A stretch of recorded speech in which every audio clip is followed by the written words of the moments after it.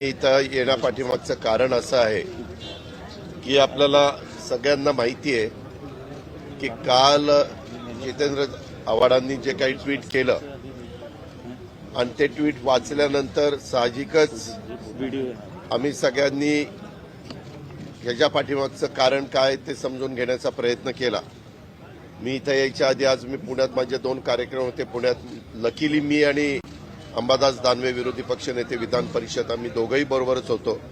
त्यावेळेस तिथंही एक पत्रकार परिषद घेतली होती। तिथंही मला जे काही वाटतं ते तिथं मी स्पष्टपणे सांगितलेलं होतं। 72 तासामध्ये एका राज्याचा माजी कॅबिनेट मिनिस्टर यांच्यावर 2 गुन्हे दाखल होतात आणि हे असल्या कारस्थानामुळं अतिशय नाराज होऊन जितेंद्रजींनी ते स्टेटमेंट केलं। परंतु एक आक्रमक आमचे सहकारी राष्ट्रवादी काँग्रेस पक्षामध्ये सत्ता असली काय सत्ता नसली काय नेहमी सर्वधर्म समभाव शाहू फुले आंबेडकरांचा विचार हा सातत्याने पुढे नेणारा एक सहकारी या नात्याने जितेंद्रची महाराष्ट्रामध्ये ओळख हे आपल्याला सगळ्यांना ज्ञात आहे। आणि असं असताना ज्या कारणाकरता विनयभंगाचा गुन्हा तिथं दर्ज करण्यात आलेला आहे, पत्रकार मित्रांनो आपण पण सगळेजण वेगवेगळ्या चॅनलला ते पाहतोय आणि त्या क्लिप बऱ्याच व्हायरल झालेल्या सगळीकडे फिरतायत। त्यामध्ये कुठेही असं विनयभंग झालेला दिसत नाही। एक तर मला कळत नाही की राज्याचे मुख्यमंत्री स्वतः गाडीमध्ये पुढच्या सीटवर बसलेले आहेत, ड्रायव्हर उजव्या बाजूला आहे, पाठीमागं काही लोक बसलेले असतील ते मला दिसलेले नाहीत आणि तिथून 10 फुटाच्या आतच हे जे काही घटना घडलेली आहे ती घडली। साहजिकच ज्यावेळेस मोठ्या व्यक्ती येतात त्यावेळेस ते पहिल्यांदा गाडीमध्ये बसतात आणि त्यांना बाकीचे सोडवायला आल्यानंतर ते आपापल्या गाडीमध्ये जाण्याच्या करता घाई करत असतात आणि त्याच्यातून जितेंद्रजी पुढे जाण्याचा प्रयत्न करतात। ह्याच्यात कुठला विनयभंग? आज सरकार बदललेलं आहे म्हणून काही विरोधकांचा आवाज अशा पद्धतीनं दाबण्याचा प्रयत्न जर सरकार करत असेल तर ही अतिशय लाजिरवाणी बाब आहे। महाराष्ट्रामध्ये अशा घटना मागे कधी घडलेल्या नाहीयेत आणि सरकार येत असतं, सरकार जात असतं, कुणी कायम तिथं बसायला गेलेलं नाहीये। मी नेहमी सांगतो की जोपर्यंत जी व्यक्ती प्रमुख म्हणून त्या पदावर बसतील त्यांच्या पाठीशी 145 आमदारांचा पाठिंबा असतो तिथपर्यंतच ती व्यक्ती त्या ठिकाणी बसू शकते। हे अनेक वेळेला सिद्ध झालेलं आपण सगळ्यांनी पाहिलेलं आहे। आणि असं असताना माझं तर स्वतःचं स्पष्ट मत आहे की मुख्यमंत्र्यांनी तिथं सांगायला पाहिजे होतं की माझ्या समोरच हे सगळं घडलेलं आहे, तिथं असं काही विनयभंग झालेला नाही। नुसते मुख्यमंत्री नाही, कोणतरी ज्या पोलीस दलाच्या हातामध्ये कायदा सुव्यवस्था राखण्याची जबाबदारी आहे तेही एक वरिष्ठ अधिकारी तिथं जवळ पोलीस युनिफॉर्ममध्ये तिथं पाहायला मिळत आहेत। आणि असं असताना आणि मला एक क्लिप मगाशी आनंद परांजपेंनी दाखवली, मधी छटपूजा होती बघा 30 तारखेला का काहीतरी ऑक्टोबरला, तर त्या छटपूजेच्या वेळेस मुंब्रा परिसरामध्ये एक कार्यक्रम स्टेजवर स्वतः जितेंद्रजी काही भाषण करतायत, शुभेच्छा देतायत, जे काही त्यांना मत मांडायचं ते मांडतायत। त्यावेळेस ज्या भगिनीने विनयभंग झाला अशा पद्धतीचा तक्रार केलेली आहे आणि ते गृहीत धरून गुन्हा दाखल केलेला आहे।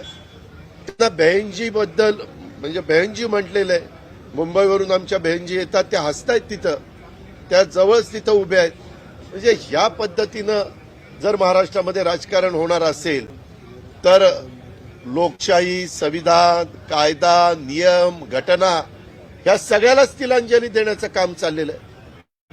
मी आज तिकडून निघून डायरेक्ट जितेंद्रजींना भेटायला आलो। शेवटी मी राष्ट्रवादी काँग्रेस पक्षाचा किंवा विधानसभेचा विरोधी पक्ष नेता आहे, माझ्या कुठल्याही सहकार्याच्यावर किंवा कुठल्याही माझ्या कार्यकर्त्याच्यावर अशा पद्धतीचा अन्याय झाल्यानंतर वस्तुस्थिती काय ते समजून घेण्याच्या करता मी इथं त्यांच्याबरोबर बराच वेळ चर्चा त्या ठिकाणी केली.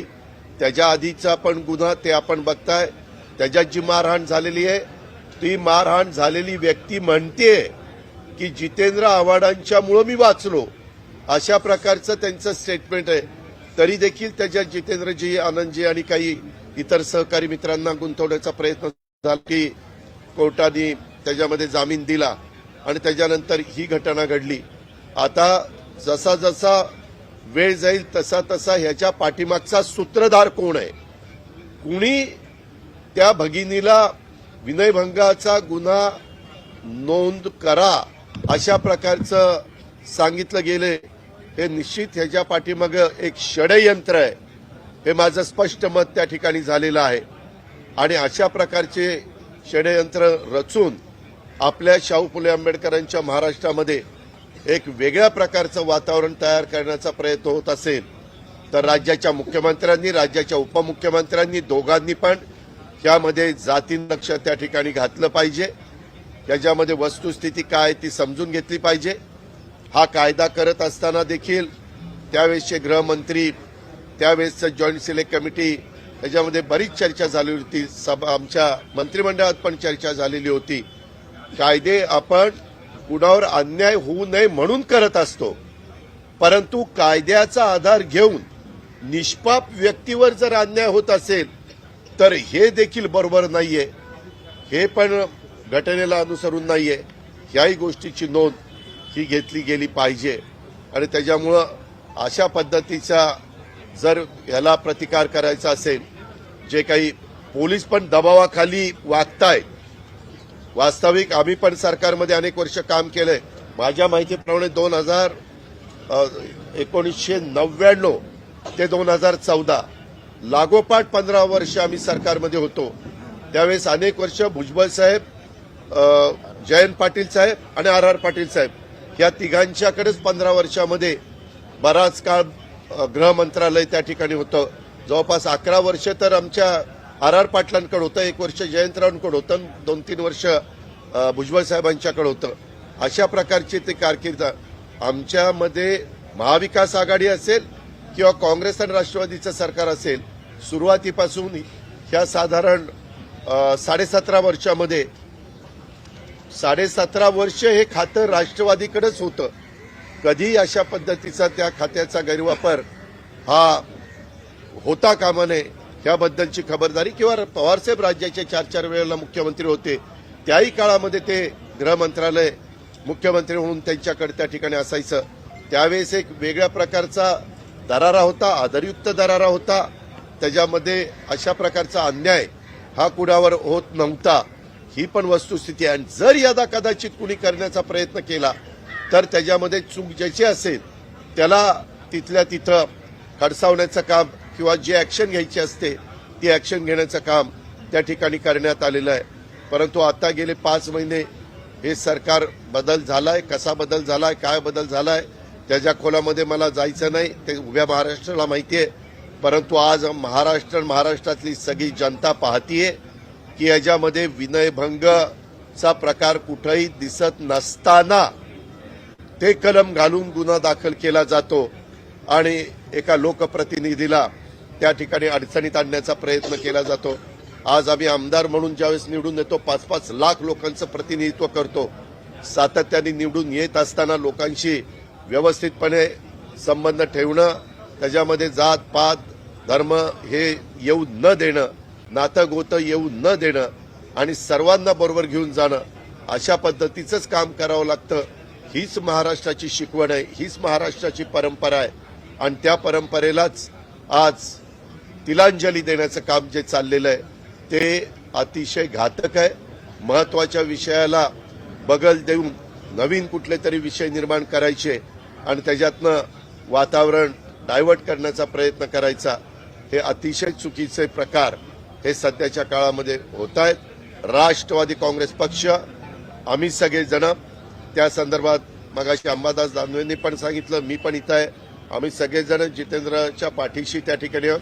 मी जितेंद्रला सांगितलं की आपल्याला ह्या सगळ्या गोष्टीशी जिथं अन्याय होतो त्या अन्यायाला वाचा फोडायचा असेल, अन्यायाशी मुकाबला करायचा असेल तर त्याच्यात 5 लाख लोकांनी आपल्यावर टाकलेला विश्वास हा 5 वर्षाच्या करता आहे. त्या विश्वासाला कुठेही तडा जाऊन न देता एकत्रपणे एकजूटपणे आपण सगळेजण त्या ठिकाणी ह्या गोष्टीला सामोरं जाऊन त्याच्याशी 2 हात करण्याचं काम करू. शेवटी लोकशाही टिकली पाहिजे, संविधान टिकलं पाहिजे, घटना कायदा नियम हे टिकले पाहिजे.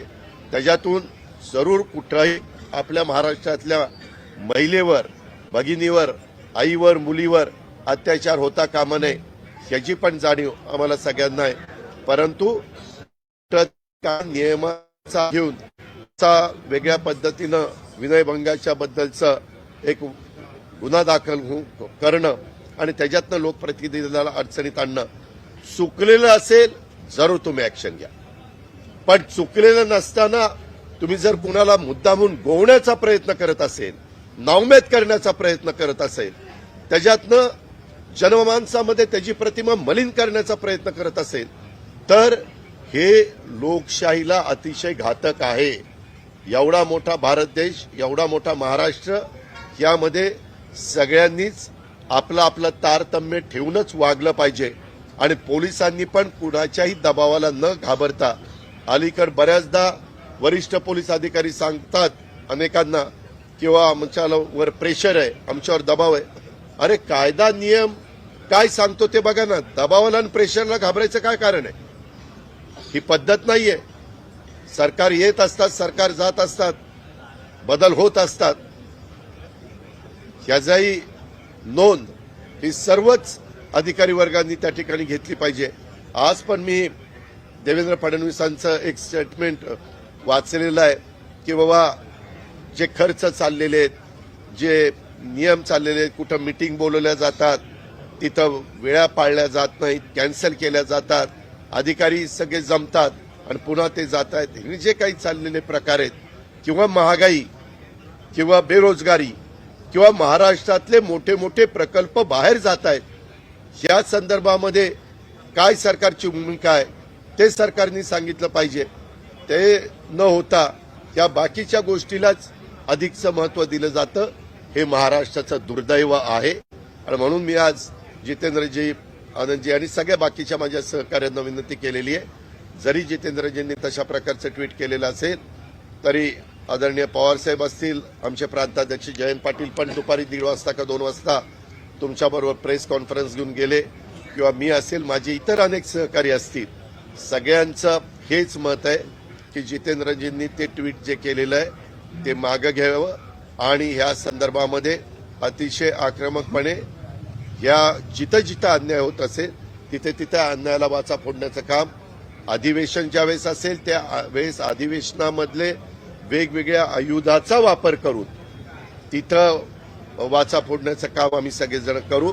अधिवेशन नसेल त्यावेळेस आपल्या सगळ्यांना विश्वासामध्ये घेऊन आणि जनतेला वस्तुस्थिती लक्षामध्ये आणून देऊन काय प्रकार चाललेले आहेत हे त्या ठिकाणी दाखवण्याचं काम करू. त्याच्यात आम्ही कुठेही तसोबर देखील कमी पडणार नाही ही खात्री मी या निमित्तानं देतो. या संदर्भामध्ये ज्या काही गोष्टी, ज्या काही क्लिप पाहायला मिळालेल्या आहेत, परंतु त्या क्लिप ऑथेंटिक आहे का? कारण उद्याच्याला ज्यावेळेस मी विरोधी पक्ष नेता विधानसभेचा किंवा महाराष्ट्राचा म्हणून बोलतो त्यावेळेस पूर्णपणे सगळ्या गोष्टी, परंतु काही क्लिप बघितल्यानंतर ह्याच्यामध्ये निश्चितपणे काही षडयंत्र होऊन काहींनी सांगून या संदर्भामध्ये पुढच्या गोष्टी झाल्यात का काय ह्याची पण चौकशी झाली पाहिजे, ह्याचाही तपास झाला पाहिजे, हेही स्पष्टपणे जनतेला समजलं पाहिजे. कार्यकर्ता आहेत असं समजतंय, भाजपचे त्या कार्यकर्ते पदाधिकारी आहेत, जाणून बुजून हे संपूर्णपणे षडयंत्र ठरवलं. नाही, त्याच्या संदर्भात आपण एक बघितलेलं आहे, जितेंद्र आव्हाड तिथं घाईंदीच्या चीफ मिनिस्टर आणि बाकीचे सगळे गाडीत बसल्यानंतर पुढे जात असताना जितेंद्र आव्हाड असे फास्ट पुढे जात आहेत, चला बाजूला व्हा असं काही करतायत. आणि त्याच्या आधीची पण एक क्लिप जयंत पाटील साहेबांनी तुम्हाला दाखवली असेल छटपूजाची, त्याच्यामध्ये पण त्या बहीणजी म्हणून जितेंद्र आव्हाडांनी त्या भगिनीचा उल्लेख त्या ठिकाणी केलेला आहे. आपण पण ठाणे परिसरातले सगळे पत्रकार असल्यामुळे जितेंद्र आव्हाडांना सुरुवातीपासून ओळखताय, त्यांची राजकीय कारकीर्द तुम्हाला सगळ्यांना माहिती आहे आणि त्याच्यामुळं ह्या सगळ्याच्या संदर्भामध्ये तिथं विनयभंगाचा प्रकार झालेला कुठं पाहायला मिळत नाही त्या क्लिपमध्ये. दादा, गिरीश महाजन असं म्हणतायत की सगळी नौटंकी आहे आणि तुमच्या काळात जे केलं ते सगळं कायदेशीर, आम्ही करतोय ते बेकायदेशीर. नाही, मी असं म्हणतच नाही. काळ आमचा असू, काळ त्यांचा असू, सगळं कायदेशीर आणि नियमाप्रमाणेच झालं पाहिजे. आमच्याही काळामध्ये चुकीचं होताच कामा नये आणि आता यांच्याही काळात चुकीचं होता कामा नये. तुम्ही जर माझे सरकारमध्ये मी असतानाची स्टेटमेंट बघितली, सरकारमध्ये मी नसतानाची स्टेटमेंट बघितली, तर मी नेहमी कायद्याचा आदर करणारा, संविधानाचा आदर करणारा, नियमाला महत्व देणारा अशा पद्धतीचं माझा स्वतःचा स्वभाव आहे. नौटंकी आहे, ही नौटंकी आहे असं भाजप म्हणणं, ही नौटंकी आहे. कुठला?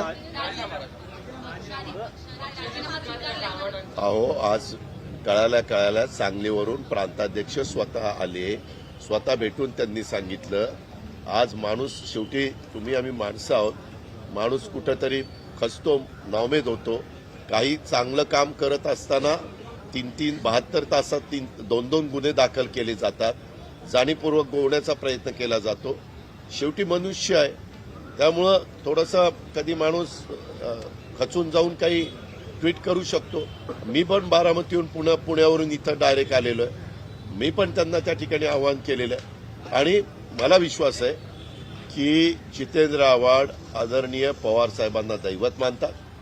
शेवटी त्यांनी तसं ट्विट केलेलं असेल तर आदरणीय पवार साहेब सांगतील शेवटचा निर्णय, तोच निर्णय ते त्या ठिकाणी मान्य करतील. त्यांना तो पटो किंवा न पटो, साहेबांचा शब्द म्हणून ते मान्य करतील, हे मी त्यांच्या साक्षीने या ठिकाणी सांगतो. गिरीश महाजन म्हणतात ही नौटंकी आहे राजीनाम्याची, भाजपकडनं देखील आरोप केला. मी त्याच्या संदर्भात कुणी काय बोलावं, प्रत्येकाला व्यक्ती स्वातंत्र्य, मतस्वातंत्र्य, विचार स्वातंत्र्य, त्यांना काय वाटतं ते त्या अँगलनी बघत असतील म्हणून त्यांना तसं वाटतंय.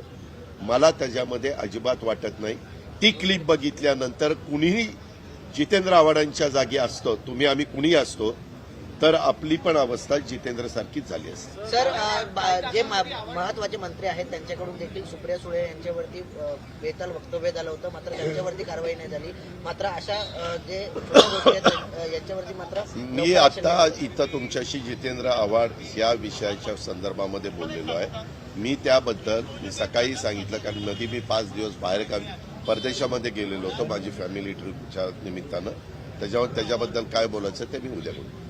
या सर्व प्रकरणाला पाहता राष्ट्रवादी रस्त्यावरती उतरणार का, याबद्दल आंदोलन? नाही, ह्या संदर्भामध्ये मी आमचं सगळे म्हणजे महाविकास आघाडी जी आहे त्या महाविकास आघाडीमधल्या राष्ट्रवादी काँग्रेस, शिवसेना, उद्धव ठाकरे साहेबांची, या सगळ्याच्याच बाबतीमध्ये अशा काही गोष्टी होत असताना आम्ही सगळेजण एकजुटीने मजबूतीनेच या गोष्टीचा मुकाबला करू. कारण अंबादास दानवेंनी माझ्या देखतच सांगितलं की हे चुकीचं आहे, हे अशा पद्धतीनं वागणं, अशा पद्धतीनं कुणाला तरी काहीतरी कलम घालून त्याच्यामध्ये गोवणं हेही चुकीचं आहे.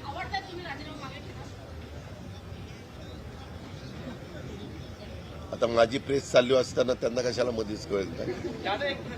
काही तासांमध्ये आव्हाड साहेबांनी मुख्यमंत्री शिंदे साहेबांना सांगितलेलं की तुम्ही सावध राहा म्हणून, आणि आज ते अडकले. नाही, ज्यावेळेस तरी आव्हाड साहेब आणि शिंदे साहेब, आव्हाड साहेब ज्या ताकदीने इतर विषयांवर मांडतात, कुठल्याने शिंदे साहेबांचं ते कमी दबावाखाली बोलतात असं आपल्याला वाटतं. या संदर्भात क्लिप बघितल्यानंतर त्या भगिनीनं याबद्दलचा गुन्हा दाखल केलेला आहे विनयभंगाचा. मी त्याच्याबद्दल सांगितलं की काही घटना त्याच्या आधी काही तास तो कार्यक्रम झाल्यानंतर तिथपासून तक्रार करेपर्यंत त्या भगिनी कुणाकुणाला भेटल्यात, कुणाकुणाशी चर्चा झाली, काय काय झालं, याही संदर्भातली चौकशी झाली पाहिजे. आणि ती चौकशी पारदर्शकपणे झाली तर ह्याच्यामागं षडयंत्र आहे का नाही हे स्पष्ट महाराष्ट्राला कळेल. सर, ती जी पीडित महिला आहे, नाही झालं. मी गेल्यानंतर गृहमंत्र्यांशी बोलणार आहे. कारण शेवटी पोलीस खात्याचे प्रमुख म्हणजे गृह खात्याचे प्रमुख या नात्याने देवेंद्रजी पूर्वी पण 5 वर्ष काम करत होते, मध्ये 2.5 वर्ष ते विरोधी पक्ष नेता म्हणून काम करत होते.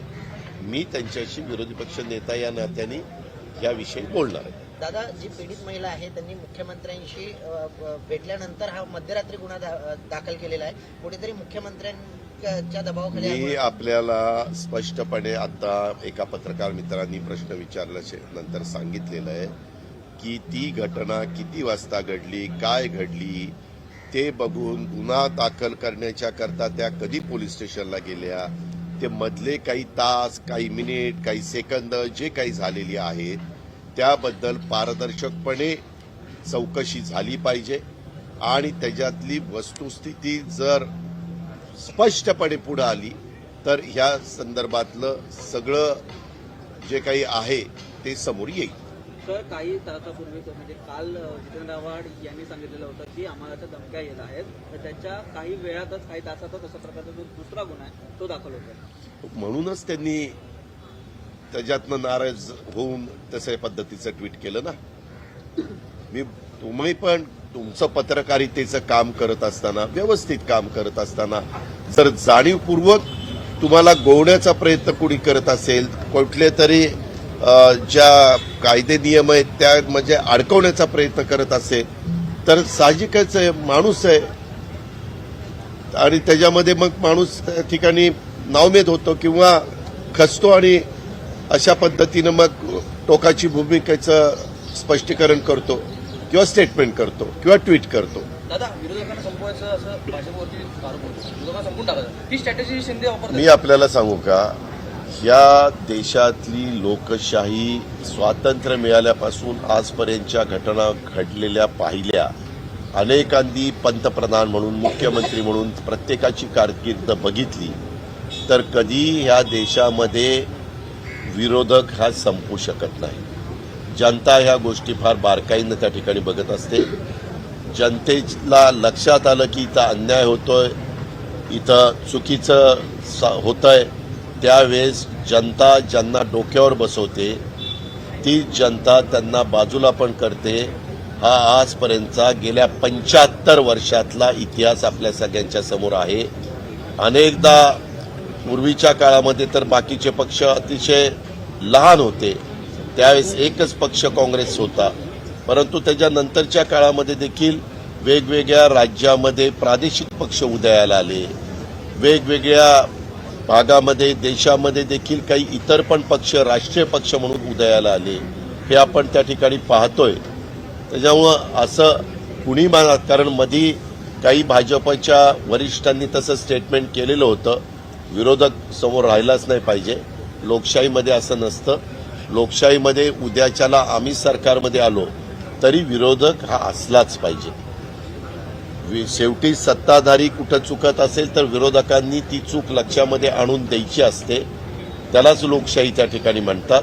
त्याच्यामुळे संपवण्याची भाषा आम्ही पण सत्तेवर असताना करणार नाही आणि दुसऱ्यांनी पण सत्तेवर असताना करू नये, हे माझं स्पष्ट मत आहे. मैं जानना चाहेंगे कि आपके बड़े विधायक जो है उनके ऊपर 72 घंटे के अंदर 2 मामले दर्ज होते हैं. पहले मामले को लेकर भी उन विधायक जी ने कहा कि वो झूठा मामला है, तहकीकात के दौरान पूछताछ के लिए जब पुलिस थाने पहुंचे उसके बाद मामला दर्ज किया गया और अभी 72 घंटे के अंदर दूसरा मामला दर्ज हुआ है. कैसे देखते हैं? इसके बारे में ही मुझे जब ये पता चला, कल रात को देर से जितेंद्र जी का ट्वीट आया हमारे सहकारी का, तब सुबह भी कुछ न्यूज चालू थी, पेपर में भी आई और इलेक्ट्रॉनिक मीडिया में भी आई, सभी जगह आई, सोशल मीडिया में भी आई. वो देखने के बाद मैंने तय किया कि आज मुंबई में जाने से पहले, बारामती से निकलने के बाद डायरेक्ट पुणे के कार्यक्रम करके जितेंद्र जी को मिलने के लिए जाने का, इसीलिए मैं यहाँ आया.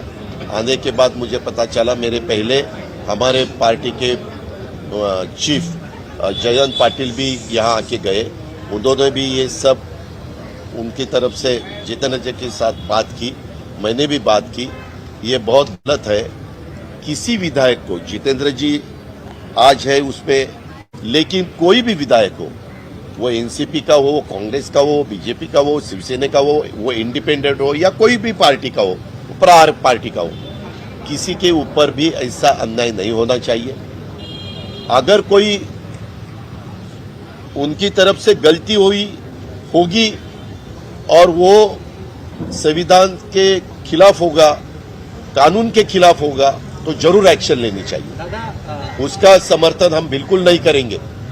लेकिन हम जब विधायक के नाते काम करते हैं, 5-5 लोग, लाख लोग हमें जिता के देते हैं, और मुझे एज अ विधायक के नाते जितेंद्र का जो अनुभव है, वो मिनिस्टर, उन्होंने मेरे साथ मिनिस्टर के नाते काम किया है, अभी भी काम किया है। पहले मेरे ख्याल से पृथ्वीराज चौहान साहब मिनिस्टर, चीफ मिनिस्टर थे, उनके भी मिनिस्ट्री में वो कैबिनेट मिनिस्टर के नाते उन्होंने काम किया है। या पार्टी के, राष्ट्रवादी कांग्रेस पार्टी के अलग अलग जगह पे भी उन्होंने काम किया है। वो काम मैंने नजदीक से देखा है, वो ऐसी गलती बिल्कुल नहीं कर सकते। और मैंने एक क्लिप देखी है कि छठ पूजा थी 30 अक्टूबर को, तब जो लेडी ने, जो हमारी बहन जी ने उनके खिलाफ ये गुनाह दर्ज किया है, उसके बारे में वो लेडी को, वो हमारे जितेंद्र जी कोई स्पीच दे रहे हैं, और वो लेडी नजदीक खड़ी है, पब्लिक आगे है, और उन्होंने बम्बई से हमारी बहन जी आती है और ऐसे ऐसे काम करते हैं, उसके बारे में उन्होंने कुछ बातें की है, तो वो उनको बहन जी बोल रहे हैं। और वहां भी आपने क्लिप देखी, जब खुद चीफ मिनिस्टर गाड़ी में बैठे, वो क्लिप में चीफ मिनिस्टर दिखाई देते हैं, वहां ऑफिसर एक दिखाई देता है, भीड़ है। जब भी अभी देखो हम सब आए तो यहाँ भीड़ आपको भी दिखाई देती है, लेकिन ऐसा कोई गलत काम हमारे जितेंद्र आव्हाड जी की तरफ से बिल्कुल नहीं हुआ है। तो इसीलिए ये गलत जो उन्होंने गुनाह दर्ज किया है, वो बिल्कुल उनके ऊपर अन्याय है। इसमें राज्य के प्रमुख के नाते चीफ मिनिस्टर ने, और राज्य के होम मिनिस्टर के नाते डिप्टी चीफ मिनिस्टर ने ध्यान देना चाहिए। किसी भी महाराष्ट्र की औरत के ऊपर, लेडी के ऊपर अन्याय नहीं होना चाहिए। ये तो बिल्कुल उनके ऊपर भी नहीं होना चाहिए, या कॉमन मैन के ऊपर भी नहीं होना चाहिए, ये हमें भी समझता है। लेकिन गलत तरह से इस्तेमाल करके ये किसी को वहां तकलीफ देना, ये भी बिल्कुल कोई मानने वाला नहीं है। दादा, ये सूत्रधार के बारे में आपने बात किया था, सूत्रधार एक, और दूसरा जो आव्हाड साहब ने जो इस्तीफा दिया है, उसको लेकर पार्टी क्या सोचती है, क्या कदम होगा? इस्तीफा देने के बारे में हमारे राष्ट्रीय नेता आदरणीय पवार साहब, इनको हमारे जितेंद्र जी दैवत मानते हैं, तो आखिर पवार साहब जो बोलेंगे वैसा ही जितेंद्र जी सुनेंगे। तो भी मैं अपोजिशन लीडर के नाते, एक हमारे पार्टी के सहकारी के नाते, मैं खुद उनको मिलने के लिए आया हूं। हमारे पार्टी के प्रांताध्यक्ष मिस्टर जयंत पाटिल भी दोपहर को आके गए हैं, उन्होंने भी उनको समझाया है। और ये सब होते हुए हमने उनको कहा है कि विधायक का इस्तीफा देके आवाज उठाना और एज अ विधायक के नाते वो पद पे बैठकर आवाज उठाना, उसमें फर्क है। तो उसके लिए इस्तीफा देने की जरूरत नहीं है। हम आवाज उठाएंगे। गलत महाराष्ट्र में कहीं भी नहीं होना चाहिए, हमारे बारे में भी नहीं होना चाहिए, रूलिंग पार्टी के बारे में भी नहीं होना चाहिए, और कॉमन मैन के बारे में। सूत्रधार के बारे में आपने बात किया, सूत्रधार के बारे में मेरा इतना ही कहना है, जब जितेंद्र जी, चीफ मिनिस्टर, ये सभी लोग, विधायक या लोक प्रतिनिधि, वो कार्यक्रम खत्म होने के बाद चीफ मिनिस्टर गाड़ी में बैठकर जा रहे, और तब हमारे जितेंद्र जी भी जल्दबाजी में दिखाई दे रहे, और उनको भी आगे जाके गाड़ी में बैठकर आगे कहीं जाना होगा। ऐसा सबको करना पड़ता है। तो उसके बारे में जितेंद्र जी ने कहीं भी ऐसा जो विनय भंग के बारे में बोल रहे हैं, वैसा कहीं हुआ है, ऐसा मुझे तो देखने के लिए नहीं मिला। तो खुद 10, ये चीफ मिनिस्टर बैठे हैं, वहां से 10 फीट ही वो जगह है, और वो वहां एक पुलिस ऑफिसर भी खड़ा है। मैं उनको पहचानता नहीं, लेकिन दिखाई देता है कि एक पुलिस ऑफिसर है। और जितेंद्र जी ने खाली वो बहन जी को जरा बाजू हटो करके वो आगे जा रहे हैं, इतना ही हुआ है। वहां कोई गलत हुआ है ऐसा कोई देखने को नहीं मिल रहा है। तो ये सब होते हुए भी क्यों वो हमारे बहन जी ने गुनाह दर्ज किया है, वो कब जितेंद्र जी जा रहे थे वो टाइम क्या था और गुनाह कब दर्ज किया गया, बीच में कितना घंटे थे, कितने मिनट थे, कितने सेकंड थे, उसमें वो बहन जी किसको मिली क्या, किसी के साथ उनकी बात हुई क्या, किसी ने उनको ऐसा बताया क्या, उसके बारे में पूरी जांच होनी चाहिए और फैक्ट जो है वो महाराष्ट्र के लोगों के सामने आनी चाहिए। आरोप करने वाली महिला जो है वो एफआईआर दर्ज करने से पहले सीएम से उनकी मुलाकात हुई थी और राष्ट्रवादी की तरफ से भी बार बार ये सवाल पूछा जा रहा है कि ये पूरा षड्यंत्र है। तो सीएम से मुलाकात होने के बाद मुझे मालूम नहीं किसके साथ मुलाकात हुई, मैं यही बोल रहा हूं कि उसके बारे में इंक्वायरी होनी चाहिए और फैक्ट लोगों के सामने आनी चाहिए।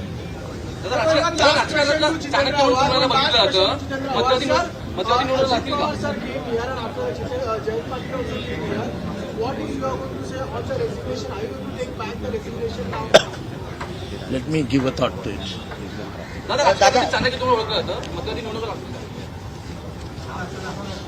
मध्यावधी निवडणुका लागण्याची आता तरी काही परिस्थिती दिसत नाही, कारण आहे ते सरकारला 145 पेक्षा जास्त विधायकांचा सपोर्ट आहे। मला नेहमी विचारलं जातं त्यावेळेस मी नेहमी सांगतो, कुणाचंही सरकार असलं तरी त्या सरकारच्या पाठीशी 145 आमदारांचा पाठिंबा आहे, तोपर्यंत त्या सरकारला कुठल्याही प्रकारचा धक्का नसतो। आम्ही पण उद्धव ठाकरे साहेबांच्या नेतृत्वाखाली सरकार चालवत होतो, त्यावेळेस ह्याच्यातला एक गट, एक ग्रुप बाहेर पडला, त्यावेळेस आम्ही 145 पेक्षा कमी झालो आणि त्याच्यातनं उद्धव ठाकरे साहेबांनी राजीनामा दिला आणि हे सरकार आलं, हे आपल्या सगळ्यांना माहिती आहे। एक आमचे शिवसेनेचे नेते संजय राऊत साहेबांचं स्टेटमेंट आपण सांगताय ते मी वाचलेलं आहे, परंतु त्यांनी कोणत्या अर्थाने निवडणुका लागतील हे सांगितलं हे मला माहिती नाही, माझं त्यांचं बोलणं झालं नाही। उद्या त्यांचा वाढदिवस आहे, वाढदिवसाच्या करता मी त्यांना शुभेच्छा देणार आहे, परंतु त्यावेळेस त्यांना अनेक फोन येणार, त्याच्यावर त्यावेळेस ही गोष्ट विचारता येणार नाही, परंतु त्याच्यानंतर मी जरूर त्यांना विचारेल की बाबा असं स्टेटमेंट आपल्याकडनं आलं, त्याच्या पाठीमागचं कारण काय। धन्यवाद। दादा आता बस विद्यार्थ्यांनी बस बस